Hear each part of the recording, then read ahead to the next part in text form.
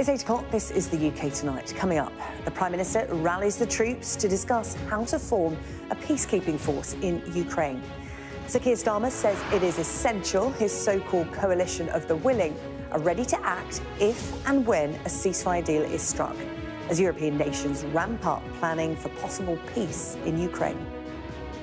And the soft power of the royals is utilised once again. Prince William heads to Estonia to meet NATO troops on the border with Russia. We'll have the latest from the region. Also ahead, the bust-up over bins in Birmingham.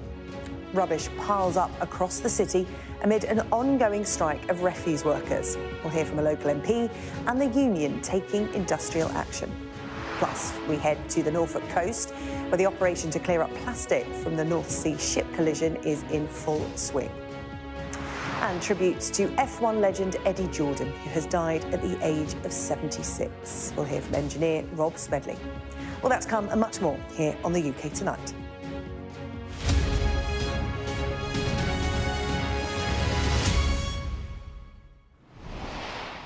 We begin the programme with the ongoing efforts to secure peace in Ukraine. The Prime Minister saying it is essential his so-called coalition of the willing are ready to react quickly if a ceasefire deal is agreed. Sir Keir Starmer has been meeting military leaders, developing plans for a peacekeeping force in the region if there is an end to the war. It comes as the soft power of the royals is rolled out once again. The Prince of Wales in Estonia to meet NATO troops on the border with Russia. We'll have more on that for you in just a moment. But first, our Security and Defence editor, Deborah Haynes, has our first report tonight. The first public signs of a so-called coalition of the willing in action. Senior officers from more than 30 nations meeting in the UK to work up plans for an international force to help secure any ceasefire in Ukraine. The war zone mapped out.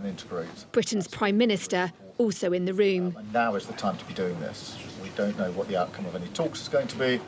The UK and France want to build a reassurance force to deter further Russian attacks by land, sea and air if the fighting stops. But it's a race against time as Donald Trump pushes for Moscow and Kyiv to declare peace. It is vitally important that we do that work because we know one thing for certain, which is a deal without anything behind it is something that Putin will breach. We know that because it's happened before, and I'm absolutely clear in my mind it will happen again. The government has chosen to take a leading role in the creation of this coalition of the willing, but the greatest will in the world won't deter Russia without hard military power. Decades of defence cuts here means Britain could only muster a few thousand troops for Ukraine, supported by a handful of jets and even fewer warships. It's an important reality check for an operation that's being planned without direct US military support, given that the UK's limited capabilities are far greater than those of most European allies. Important too to remember the UK is also a nuclear power, a status the Prime Minister chose to showcase this week as he boarded one of the Royal Navy's 4 nuclear-armed submarines. HMS Vanguard had just returned from a lengthy patrol. Filming on board is very rare and strictly controlled. It's why all sound was removed. But the fact this footage was released at all will doubtless catch Russia's attention. Madam President. Committed to working with Washington on peace plans, Ukraine's president beamed into a meeting of EU leaders with a warning about Vladimir Putin. One moment they give their word, and a few hours later it means absolutely nothing. That's why we must keep pushing Russia toward peace, together with you, of course, with the United States and with our partners. We can do this. In Ukraine, Russian attacks still pound this country. More peace talks are planned. But no evidence yet of any desire by Moscow to cease fire. Deborah Haynes, Sky News. Well, let's bring in our chief political correspondent, John Craig, for more on this. And John, what has been the reaction to the so-called coalition of the willing? Well, the problem for the Prime Minister, of course, is that there's not actually very strong commitments to join in, really. The Prime Minister talks about all these meetings and so on, and lots of people turn up to the meetings, but it's really Britain and France who are in the lead here, and we know that Italians, for example, have said no, they're not going to get involved, and so there are real doubts as to whether it can be effective. The other thing that's come clear today is that the Prime Minister seems to be starting to have some doubts as to whether there is going to be a peace deal. I mean, for example, at the latest meeting he's just been at, he was saying none of this is taken as a given. We hope there'll be a deal, but if there is a deal, the time for planning is now, not after a deal is reached. When he spoke to Sky News earlier in the day, he said again, we don't know if there will be a deal. I hope there will be. But then he talked about how the British and the other countries need to react straight away. And the deal has to be defended. And he talked also about plans coming together. So clearly he's making plans, but there's still a lot of doubt as to whether it's going to happen. There are those who say that the Europeans are not really strong enough to be able to enforce anything. And of course, we've got President Putin saying no to this idea of a coalition of the willing. A few weeks ago, the Prime Minister was talking about the Americans providing a backstop. That doesn't look as though it's going to happen. And clearly, while the Prime Minister was talking earlier in the week about progress, his doubts seem to be creeping in when now he's reduced to saying, we hope there will be a deal. So there may be a lot of planning going on, but there's no certainty yet that the coalition of the willing will actually swing into action because of all the various constraints, the conditions being put on a deal by President Putin, and indeed doubts as to whether a peace deal will happen at all. OK, John Craig with the latest there from Westminster. Thank you. Well, the Prime Minister isn't the only one focusing on defence, with Prince William in Estonia for a two-day visit. The future king there to bolster ties with the nation and to show support for UK troops guarding NATO's border with Russia. Our royal correspondent, Rhiannon Mills, reports. You can see why they call it soft power. Prince William arriving to meet Estonia's President Karis. Smiles, always the preamble to the hard diplomacy. And then the cameras are ushered out. Because here the discussions elsewhere about a potential ceasefire between Ukraine and Russia are causing real anxiety. Estonia sharing a border with Russia and one of Ukraine's biggest supporters. Freedom School was founded in 2022 for some of the children among the 60,000 Ukrainian refugees who fled here. This message, one that William was so keen to get across, he repeated it several times. What I love is the Ukrainian resilience is everywhere. You all are very smiley and very strong and very kind of spirited people. And honestly, that comes across everywhere. And also we have a small present for you. The royal family's support for Ukraine isn't new, but the current situation gives added significance to everything he says and does. Thank you very much. I love the Ukrainian colours. It's felt like that whole concept of royal soft power has been more obvious in recent weeks, with the King and now Prince William right on the front line of those intense, high-stakes diplomatic discussions. We'll drive around in one of the tanks. On Friday, he'll meet UK troops based in Estonia, a visible sign of reassurance. Diplomatic discussions and talk around ceasefire has only added to the importance, presumably, of the troops that are based in Tapa. Yeah, it's about an hour or so from the Russian border, but it's NATO's eastern flank. So this is NATO troops based in a NATO country, and we've worked together previously, and we work together, the UK and Estonia, training Ukrainian troops under Operation Interflex in the UK. So we're very close partners and fully interoperable. The purpose of William's deployment here by the government is very clear: to show Estonia they firmly have the UK's support, and right now it couldn't be more welcome. Rhiannon Mills, Sky News in Tallinn.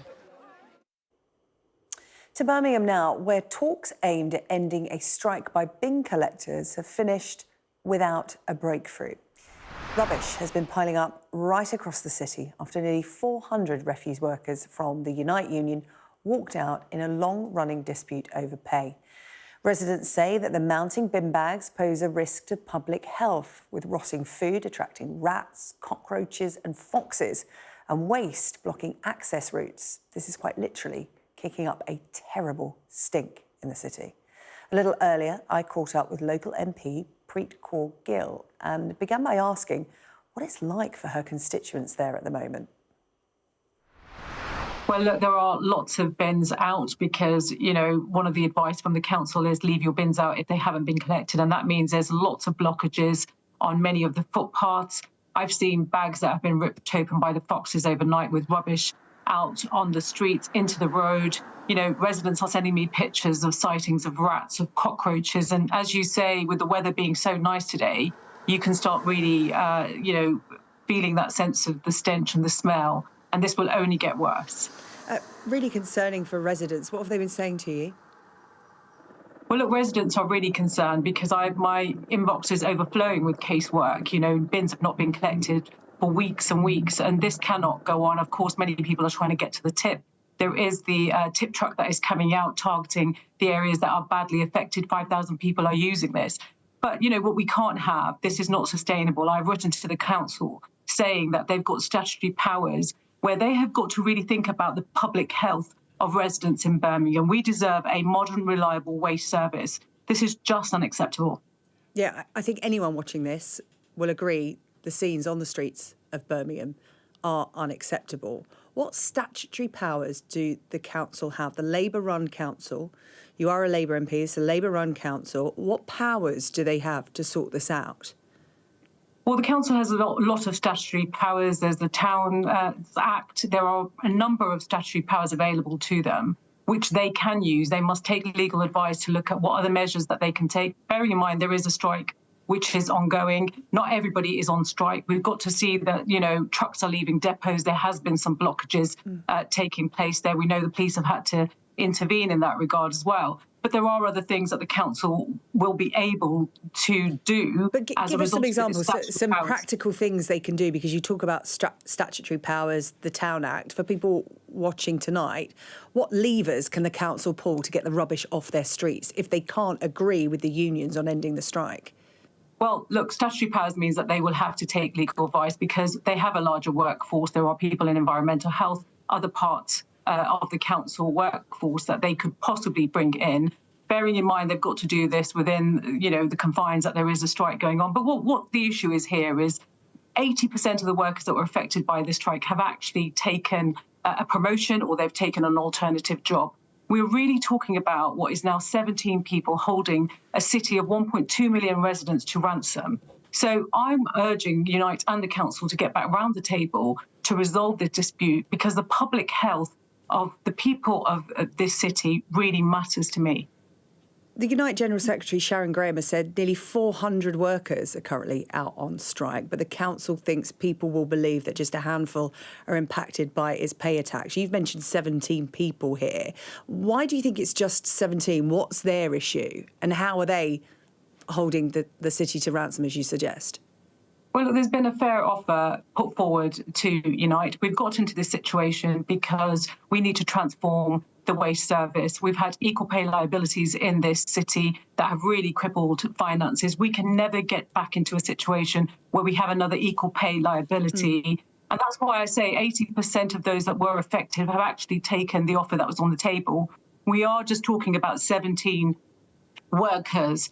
And this is just If it's just 17 people, a lot of people are sitting at home tonight, watching the TV by their window, looking out of their window behind the TV and seeing the rubbish pile up, will go, why can't you just give those 17 people what they want? How much will that cost in comparison to what you're seeing on the streets of Birmingham at the moment?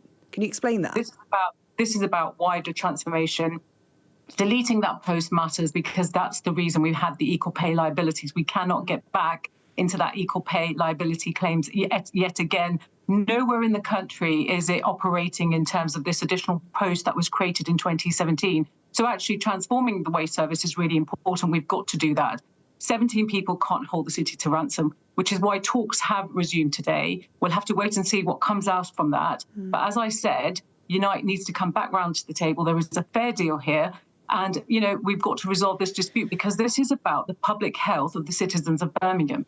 Yeah, if it's not resolved by the talks today, how long do you think that Birmingham Council is going to let this go on for? Because both sides at the moment don't seem to be budging an inch, and it's the residents, your constituents, that are suffering. Well, look, following my letter, they're saying that they're taking legal advice. They're looking at all other options that are available to them within the confines of what they can do legally when there is a strike taking place. And I'm keen that we try to resolve and find other alternative solutions so we can bring this dispute to an end. In the end, it is going to have to be about Unite coming back round the table with the City Council. Preet Kaur Gill, local Labour MP, speaking to me a little earlier. Let's speak now to Oné Kassab from Unite the Union. No news from the talks today. Where does Birmingham find itself this evening? Still in a right old mess? Well, we've made a start. There are certain areas that do need clarification from the council. They need to be coming forward and saying why there is an equal pay liability. They can't just keep throwing that phrase out. We need to know the detail around that. Otherwise, it's just being used as a cover and a bit of an excuse. But look, as far as the numbers are concerned, we are not talking about only 17 people. We are talking about over 70 people and perhaps more. The reorganisation, the restructure that the MP talked about could mean that there are people impacted by pay cuts who have not been impacted by this particular round either. So this is not about a handful of people. We're not holding anybody to ransom. This is about dealing with low pay and actually not standing for it. If the council get their way, then the majority of the workforce will be on a yearly salary that's only just above minimum wage. And as a trade union, we will not stand by or take lessons from MPs with subsidised lunches about low pay. We will fight on behalf of our members, and we would encourage MPs, rather than making the stance that they're doing at the moment, to actually encourage the council to face up to reality. The council say this is about reform. They also say it's about savings. Birmingham City Council not got any cash, on the verge of bankruptcy. That's been well documented. This, they say, is all part of that.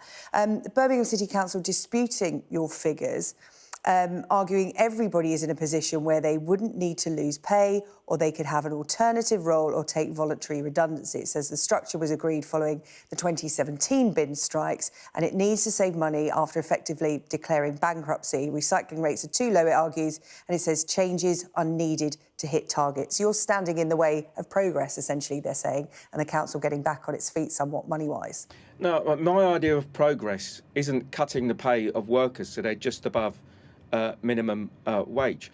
This is not, it's a complete falsehood that nobody's going to be losing money as a result of this. That's complete and utter nonsense. We wouldn't be out on strike if that was the case. This isn't about us asking for more money. This is about us defending the pay of our members. And some people will be taking a hit of £8,000. And yes, local authorities have been under extreme strain due to austerity. That is not the fault of our members. That is the fault of politicians and MPs who have taken the wrong political choices for decades. Why should our members be paying for that now? What would you say to the residents of Birmingham tonight? You'll be well aware of the scenes. Your workers will have told you about them. You'll have seen the pictures from us today and other news outlets of bin bags. Some residents can't even get out of their front gates for piles of bin bags. You'll have seen people flocking to those emergency collections to the point where they have to stop. It's bedlam in Birmingham when it comes to the bins at the moment. What would you say to residents tonight? Because it doesn't seem, from what I've heard from the council and from what I'm hearing from you tonight, that there is any sign of this coming to an end anytime soon. None of our members want to be taking strike action. Our members are residents as well, who take a huge amount of pride in their job. Now, we've already made concessions. Our members already lost over £1,000 a year when we conceded on a shift allowance. Our members have already had something called task and finish taken away from their contracts. So we've already made concessions. We've shown that we are prepared to negotiate. So the message from us is that there is a resolution here. If this is about cost, and if this is truly about money and not about equal pay, and that's where the council needs to make its mind up, then we can come to a resolution. We can come to a conclusion, but it means different political choices. And yes, look, there may need to be an intervention from central government as well. We understand that local authorities are under huge pressure. It's about time that central government started making decisions to properly fund local authorities so that people who rely on services and council workers aren't constantly taking the hit around austerity. How long are you willing to let this go on for? I don't know if you can see them, but the scenes from the air of Birmingham this afternoon. How long are you willing to hold out on this? What's it going to take for your members to get back to work? We don't want to be on strike for another single day. That's why we instigated the talks that took place today. That was our instigation. We're willing to talk, and we've said today again, we're willing to meet again and discuss. But what we cannot have is refuse workers, public service workers, being told that they have to take pay cuts of around £8,000, with the council giving no explanation around equal pay and blaming our members for austerity implemented by successive governments. You know, there is money. That's the point that we make. Now, as a trade union, we have said time and time again that a 1% wealth tax on the richest, or 1% in this country would bring in something like £26 billion a year. That would help local government, and that would help the NHS. The next couple of weeks, is it? No, it's not. But unless we do something like that, unless we start thinking about medium and long-term plans, then we're going to be in this position year after year after year. In the immediate, as far as cash is concerned, let's not forget that councillors voted themselves a 5% increase in their allowances. We've got commissioners in Birmingham at the moment who, in 1 month, one particular commissioner claimed £18,000 in fees and expenses. Now, I don't know where he was going for lunch. That obviously wasn't a happy meal, but £18,000 in 1 month, and yet our members are expected to take pay cuts. Yeah, we haven't got the name of that councillor, and we haven't got a right of reply, but we will look into what you've just said there. Onay Kassab from Unite the Union, thank you for coming on to talk to us tonight, to put your side of this across. Talks today and not getting anywhere, but you're willing to get back to the table as soon as possible? Absolutely, and that's the message we've given to the council tonight. Let's set some new dates and let's carry on talking. Yeah. OK, Onay Kassab from Unite the Union, thank you very much. As we finish there, we're going to head straight across to the White House. The President Donald Trump speaking this evening.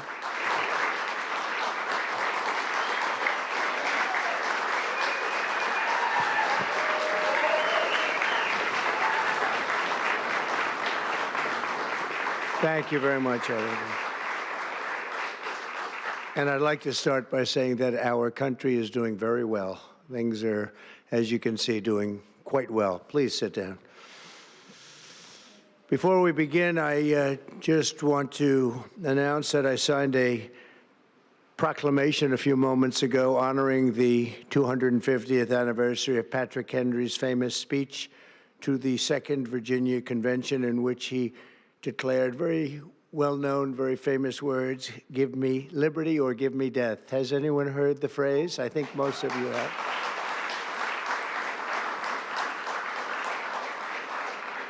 And moments ago, I also signed an executive order to dramatically increase production of critical minerals and rare earths. It's a big thing in this country, and as you know, we're also signing agreements in various locations to unlock rare earths and minerals and lots of other things all over the world, but in particular Ukraine. We're doing very well with regard to Ukraine and Russia, and one of the things we are doing is signing a deal very shortly with respect to rare earths with Ukraine, which they have tremendous value in rare earth, and we appreciate that. And we spoke yesterday with, as you know, President Putin and President Zelensky, And we would love to see that come to an end, and I think we're doing pretty well in that regard. So hopefully we could save thousands of people a week from dying. That's what it's all about. They're dying so unnecessarily, and I believe we'll get it done. We'll see what happens, but I believe we'll get it done. Today we take a very historic action that was 45 years in the making. In a few moments, I will sign an executive order to begin eliminating the Federal Department of Education once and for all.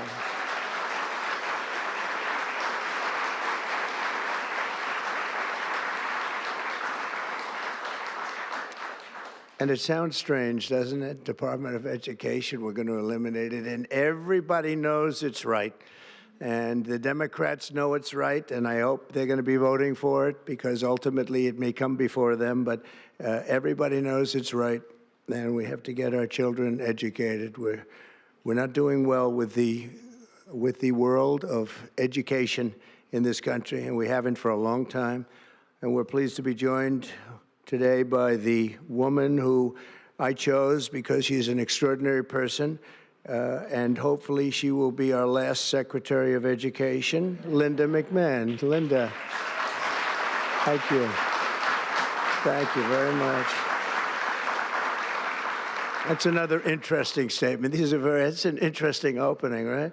But it's true, and it's been amazing how popular this has been. I tell people that this is what I'm doing today, and they say, oh, it's about time. Everybody says it. Republicans and Democrats have said it. They're all saying it. Also with us are some terrific people. Governors Greg Abbott.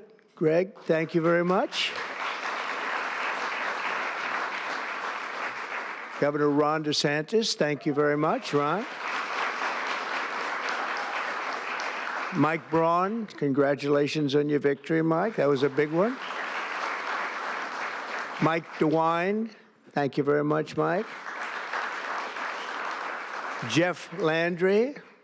Jeff, thank you very much, Jeff. Bill Lee, thank you. Governors, all governors. Brad Little.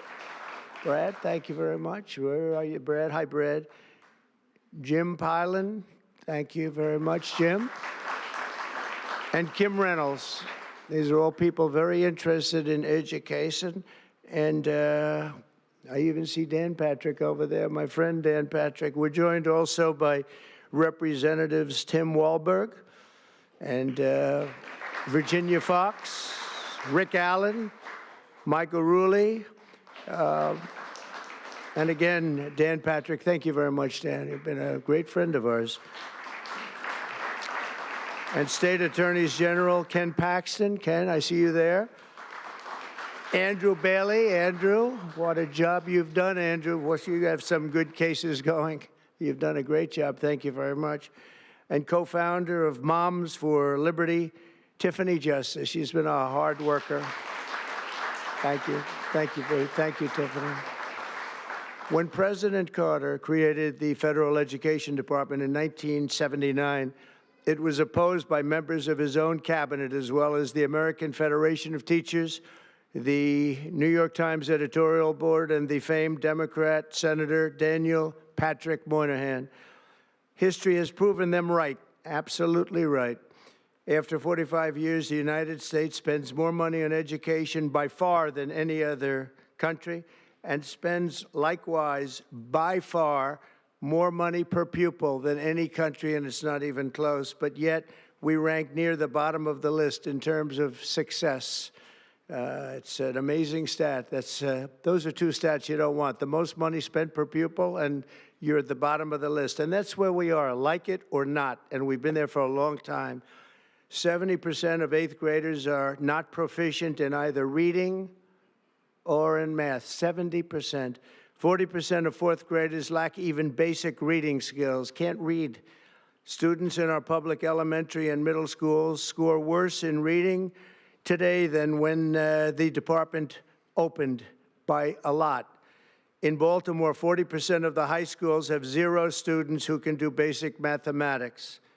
Not even the very simplest of mathematics. I said, give me your definition of basic, and they're talking about like adding a few numbers together. Despite these breathtaking failures, the department's discretionary budget has exploded by 600% in a very short period of time, and it employs bureaucrats in buildings all over Washington, D.C. And as a former real estate person, I will tell you, I ride through the streets of Washington and it says Department of Education, Department of Education. I said, how do you fill those buildings? It's crazy what's happened over the years. I'm pleased to report that after offering these federal employees 2 generous buyout options, and they were very generous, and they're good people, but they were very generous. My administration has initiated a reduction in force, and we're already cutting numbers that were really surprising to a lot that we were able to do it so successfully. And we've cut the number of bureaucrats in half. 50% have taken office, which is great. Thank you. Under the action I'm taking today, a small handful of Democrats and others that we have employed for a long time, and there are some Republicans, but not too many, I have to be honest with you. But the department's useful functions, and such as, and they're in charge of them, Pell Grants, Title I funding, resources for children with disabilities and special needs will be preserved, fully preserved. They're all going to be so. If you look at the Pell Grants, it's supposed to be a very good program, Title I funding and resources for children with special disabilities and special needs. They're going to be preserved in full and redistributed to various other agencies and departments that will take very good care of them. And that's very important to Linda, I know, and it's very important to all of us. But beyond these core necessities, my administration will take all lawful steps to shut down the department. We're going to shut it down and shut it down as quickly as possible. It's doing us no good. We want to return our students to the states where just some of the governors here are so happy about this. They want education to come back to them, to come back to the states, and they're going to do a phenomenal job. You know, if you look, Denmark, Norway, Sweden, I have to tell you, I give them a lot of credit. China's top 10. And so we can't now say that bigness is making it impossible to educate, because China is very big. But you have countries that do a very good job in education. And I really believe, like some of the governors here today, from states that run very, very well, including a big state like Texas, but states that run very well are going to have education that will be as good as Norway, Denmark, Sweden, and those top, Finland, those top countries that do so well with education. I think they'll do every bit as well. And what do you think about that, Governor? Do you agree? I think so. Ron, do you agree? I think so. Florida? Iowa? That's right. I really believe that. They'll be as good as any of them. And then you'll have some laggards, and we'll work with them. And we can all tell you who the laggards will be right now, probably, but let's not get into that. But we'll work with them, and we're going to make them, they'll do a job. I think they'll do a job, and they'll go to sections of the state. For instance, New York, you'll have a Manhattan, and you'll have a Suffolk County, and you'll have Nassau County, and you'll have Westchester County. You'll do 4 or 5 or 6 of them. You have upstate New York, and those counties, I think, are going to do very well. And I think ultimately Manhattan should do very well. But we'll break it down into sections, and I think it'll be really, really good. And they're going to be probably the tougher ones, but I think they have a chance to do really well. But we're going to be returning education, very simply, back to the states where it belongs. And this is a very popular thing to do, but much more importantly, it's a common sense thing to do, and it's going to work. Absolutely, it's going to work. And I can tell you from dealing with the governors and others in the state, they want it so badly. They want to take their children back and really teach their children individually. Probably the cost will be half, and the education will be maybe many, many times better. So we look forward to this. I want to just make one little personal statement. Teachers, to me, are among the most important people in this country, and we're going to take care of our teachers. And I don't care if they're in the union or not in the union. That doesn't matter. But we're going to take care of our teachers, and I believe the states will take actually better care of them than than they are taken care of right now. They'll work all sorts of systems and even merit systems. Those great teachers are going to be maybe a little bit better rewarded, or maybe that's the way it should be, but the states are going to make that decision. But we're going to love and cherish our teachers along with our children, and they're going to work with the parents, and they're going to work with everybody else, and it's going to be an amazing thing to watch, and it's really going to be something special. And Linda, you're presiding over something that's so important, and you're going to do a fantastic job, just like you have your whole life. I know your whole life I've been watching you. I've been watching you for a long time. She's had nothing but success. So it's tremendous to have you, and hopefully you won't be there too long, but we're going to find something else for you, Linda, okay? So this will conclude what we are talking about with respect to our most cherished group of people, and that's our children. We want to have our children well educated. We want them to love going to school. We have examples of it. Look at those beautiful, bright-eyed faces. They are so smart. They're so smart. And with that, I'm going to come down, and we're going to sign a very important document, and we're going to be on our way. People have wanted to do this for many, many years, for many, many decades. And I don't know, no president ever got around to doing it, but I'm getting around to doing it, so thank you very much.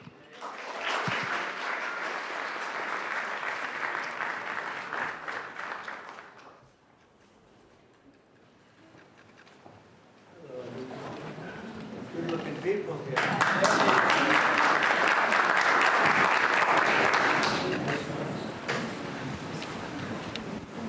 Should I do this? It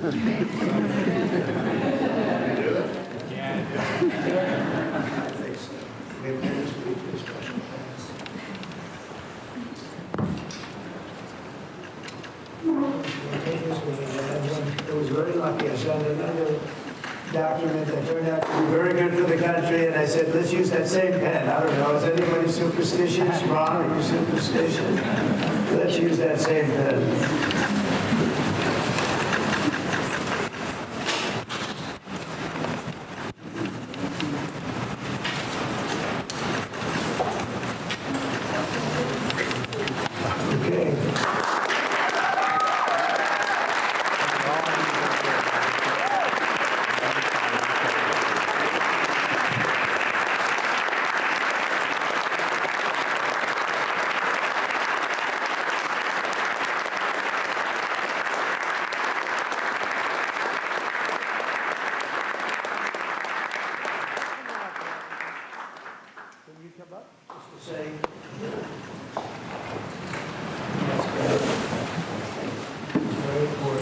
Big factory here. Good luck. Good luck, sir.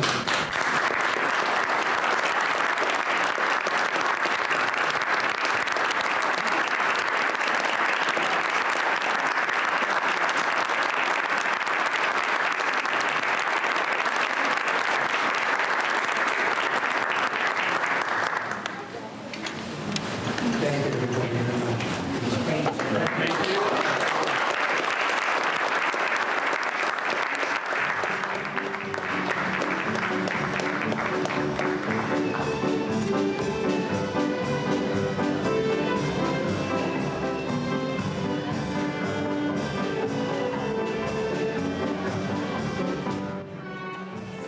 We're watching scenes live in the White House this evening. It's around 20 to 5 in the evening there. Donald Trump, the president, has just signed an executive order that will dismantle the Department of Education. This is something he promised to do before he was elected.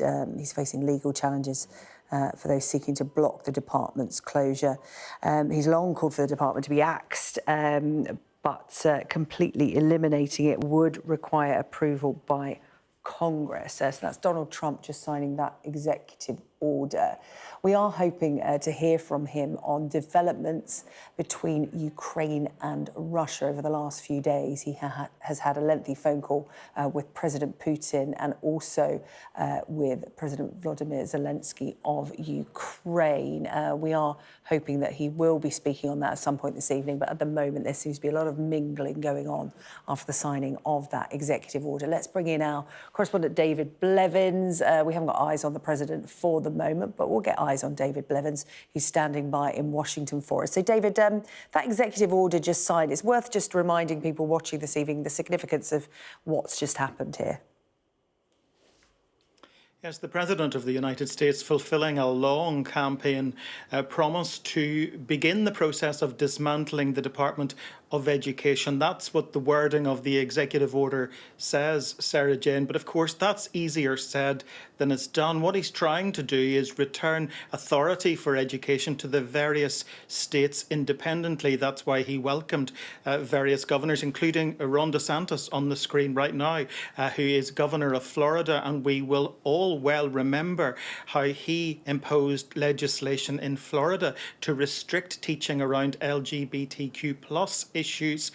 Who could forget the Don't Say Gay bill back in 2023? But it's people like Ron DeSantis who have led the charge on this, believing that they need to take control of education back into their hands and away from the federal government. But of course, to dismantle the department altogether would require congressional support, and that's something Donald Trump doesn't have on this issue right now. And it is also why this is likely to lead to a flood of legal challenges, and that's going to create even further tension between the White House and the courts in the United States when there is already tension. Worth remembering, I think, that just last weekend Donald Trump's government invoked a 200-year-old law that is only supposed to be used during wartime to justify the deportation of alleged Venezuelan criminals to El Salvador, much to the disgust of a district judge who wants answers around that. In fact, the government is suggesting that it may now invoke state secret privilege to avoid giving him the answers. So you begin to see why many Democrats are suggesting that with this tension between politics and the judicial process, that we're already in a full-blown constitutional crisis here.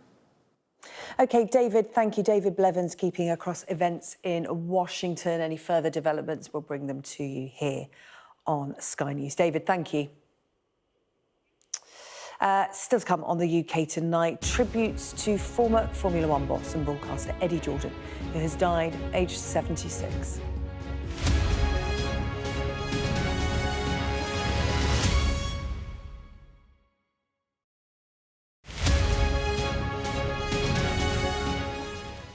In February 2022, Russia invaded Ukraine.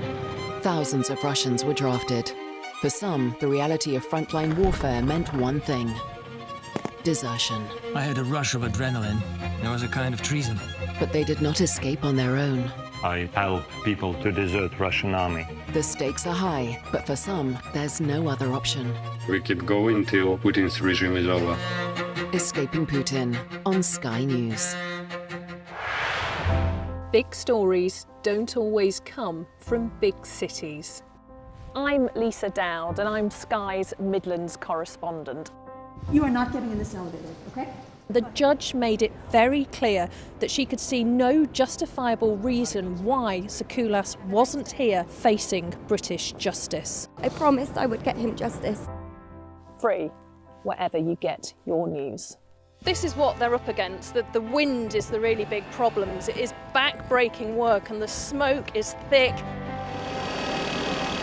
It's been working well. Water levels are dropping, but no one knows what impact further rain will have. What would you do if this place wasn't open? This is the exact spot in Nottingham where their 19-year-old son, Barnaby Webber, lost his life. I just think it's so cruel and so harsh. It's really scary. We're terrified. In this community, I'm told that everybody knows someone affected by COVID. Hopefully this will be the last wave. Sky News gets the full story first. Change seems tantalisingly close in this corner of the UK. Wales was the first to introduce the plastic bag charge. It's legal to let go. Set the speed and take the hands off. It's almost driverless, but not quite. Hans is a highly trained police dog. The force is incredible. It's really frightening, actually. This is my patch, my specialism. It's also my home. Welcome back. Tributes are being paid to the Formula One legend Eddie Jordan, who has died at the age of 76. The former F1 team boss turned broadcaster revealed back in December that he had been diagnosed with an aggressive form of cancer. Earlier, I spoke to legendary F1 engineer Rob Smedley. Rob started his career in Formula One working for Eddie Jordan. And I began by asking him for his memories of his old boss. He had so many facets to his personality, and he was just absolutely one of a kind. You know, I started working for him in the late 90s. I spent 4 or 5 years at Jordan before I went to Ferrari, and it was great fun. It was great fun, and it was there was never a dull moment with Eddie. That's for sure. Yeah, I can only imagine. What was it like to have him as a boss? Because he radiated energy and enthusiasm for the sport, but he pulled no punches and he spoke his mind. Yeah, totally. I mean, Eddie was one of the original disruptors, wasn't he? I've heard him described as that today with all of the platitudes of messages that have gone out to him. But, you know, he came into the established Formula One arena and built his team just through sheer determination. You know, he's an original entrepreneur. And I think Eddie, you know, I don't think what people fully appreciate about him was the fact that he was a very, very good businessman. He was very, very shrewd, and he knew what levers to pull. He was a people person, and you know, he knew he was always out there, always grifting, always getting the money in for the team, and almost bagged the world championship with what was a little privateer team. You know, great times, and all down to his grit and determination, and you know, building something from nothing. Yeah, he didn't come into the sport armed with cash. He used the force of his personality to get the backers, to get the sponsors, to pull his team together. A younger audience will know him as a pundit and commentator on the sport. But as you said, he was an entrepreneur, a real pioneer. And he gave so many others their start in a sport that is notoriously hard to break into, most notably a young Michael Schumacher. Yeah, I mean, absolutely. He did give Michael his start, but you know, Michael was one of a long litany of people who owe their, you know, almost their careers in Formula One to Eddie. You know, I was certainly one of those guys. You know, I was a young green guy, and I think he had a really good knack of. He had a really good knack of spotting talent. He had a really good knack of getting that talent through the door. And then he had a really good knack of getting them to work for almost nothing as well. So, you know, it was just lots of fun memories. And you know, we were on the outside, I think, you know, because of Eddie's personality, it was always he was the original rock and roll team owner. You know, and he kind of personified that, you know, playing the drums, and there'd be parties in Monaco and all the rest of it. But underneath all of that, we were a really serious team, and he was a really serious player. You know, he was very determined to have success with Jordan Grand Prix, and we did. You know, for you know, some years there, we were winning races, and right up until the point when you know, he sold the car, he sold the team. Sorry, it was still very successful, and still, you know, there was a phraseology that we used all the time, which was punching above our weight. And I think that came from Eddie. Eddie was just relentless in his pursuit of wanting to win and wanting to succeed in Formula One. Yeah, and he might have sold his team, but that love for the sport and that enthusiasm didn't leave him. He was still regarded as a big figure in the sport, still is. How do you think he'll be remembered by F1? As you said, so many tributes coming into them today, all of them saying, again, one of a kind, a legend. He was a man who worked hard, but played hard. You mentioned playing the drums there. So much of his character we've seen and we've been hearing about today. Can you give us a sense of Eddie Jordan away from the track? Well, it was just great fun. You know, he was. You know, there was a very serious element to him.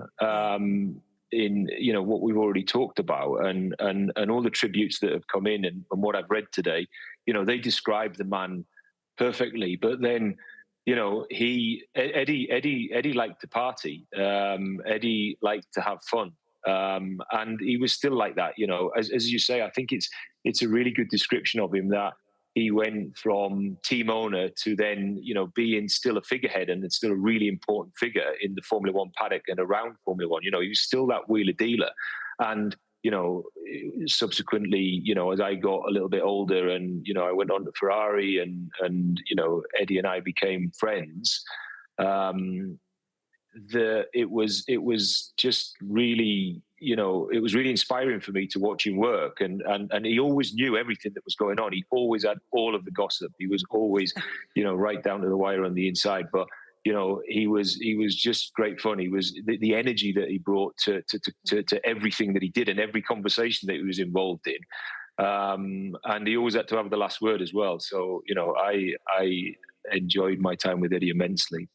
Oh, well, listen, Rob, thank you so much for your tribute to him this evening. He will be missed so much by those who knew him. Our thoughts with his family, and of course those who didn't know him, who watched him race, run the team, and as a commentator on the sport. They felt like they knew him because that's the kind of man he was. Thank you so much for your contribution to the tributes tonight. Thank you. Thank you. And remembering Eddie Jordan tonight, so many wonderful stories circulating about him today, dying at the age of 76 after an aggressive form of cancer. Our thoughts, of course, with his family this evening. Well, Rob is here with the sport now. And England, big game coming up. Thomas Tuchel giving his first press conference ahead of that, speaking... No, it wasn't his first press conference, but he was speaking to the media ahead of the game.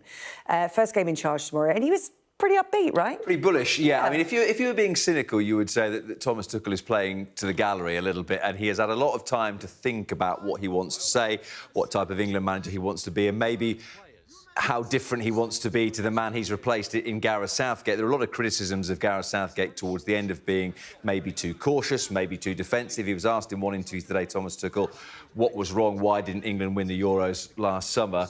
He said they were missing identity, clarity, rhythm, repetition of patterns, expression and hunger, which is not too bad if you've got to the final and you're missing all of that. So Thomas Tuchel is saying that this is a brave new era, there's going to be a lot of positivity. Here's another little taste of what Thomas Tuchel has had to say today. Watching the Euros, I felt tension and pressure on the shoulders of the players, and it felt to me that they were more afraid of. They were playing for not to lose and not to have even more pressure added maybe in the home country than the excitement to maybe make something special happen. And I think we need to turn this around. Well, the new era really does begin tomorrow, doesn't it? All of that talking, it's what happens on the pitch. It's against Albania. What do you think we can expect from this game? Well, I think historically qualifying has been pretty comfortable for England. They're in a group with Albania, Andorra, Latvia and Serbia. They will get through that group. They will be at the World Cup next year in America, Canada and Mexico. So I guess now it is, he has spoken about, I've got 6 camps, I've got 60 days to try and get myself to a position where I have the squad I want heading into the World Cup. Because Thomas Tuchel's resume is he's here to win this World Cup. It's not necessarily about St George's Park. And Gareth Southgate was very big at developing things within the FA. Thomas Tuchel is here to win. Yeah, he's not building for the future. Not building for the future. Now. Doesn't really care. So will he pick 18-year-old Miles Lewis-Skelly at left back, or will it be 32-year-old Dan Burn? What role will people like Jordan Henderson and Marcus Rashford, who've been recalled back into the group, do? It'll be very interesting to see what it's like tomorrow, to see how they play and to see how different they are to Gareth Southgate's England. I guess we will find out tomorrow evening at Wembley. Let's take a check at what else is happening in the world of sport between now and then.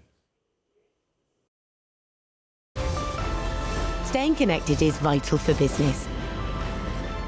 Sky Business sponsors this report.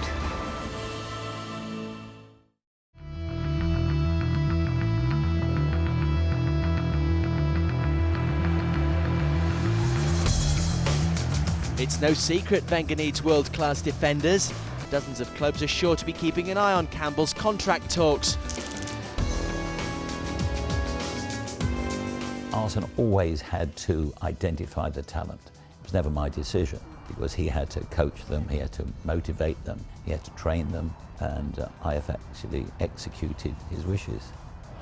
Once we knew that Sol Campbell could be available, then we had to go into overdrive because he was such a prized possession. Arsenal's history, we were trying to win trophies, and by adding Sol Campbell to that defence, it meant that we were going to win more trophies, you know, because he was that much of a good player. If you want to be successful at club level, then you've got to keep your best players, and Sol Campbell, without a shadow of a doubt, is one of those. Obviously, it's so important to the team. I mean, Sol's a great player. I'm sure if Sol was put up for sale, then every club in the world maybe would want Sol Campbell in their team. He's a very private person. No one really knew what was going on in the background. There must have been huge amounts going on, a lot of speculation. Never about Arsenal, by the way, always about Inter Milan or Bayern Munich. And I think that would have been accepted from the Tottenham faithful. So it's so long Sol as one of the most drawn-out sagas of the season finally ends. The club feel Campbell's wage demands were excessive. We're disappointed at what perhaps I would term the slightly unacceptable face of where football is going to at this moment in time. A contract demand of around £140,000 a week, frankly, is obscene. At the end of the day, Sky Business sponsors this report. Time for a quick look at the weather before we go. The ideal atmosphere, whatever the altitude. The weather, sponsored by Qatar Airways.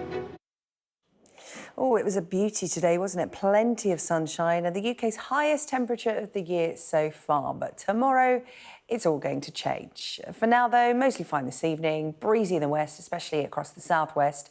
Western parts will be at risk of rain overnight, locally heavy, but most other places dry and clear. It won't be as cold as it has been recently. Patchy frost for the north, breezy for most of us.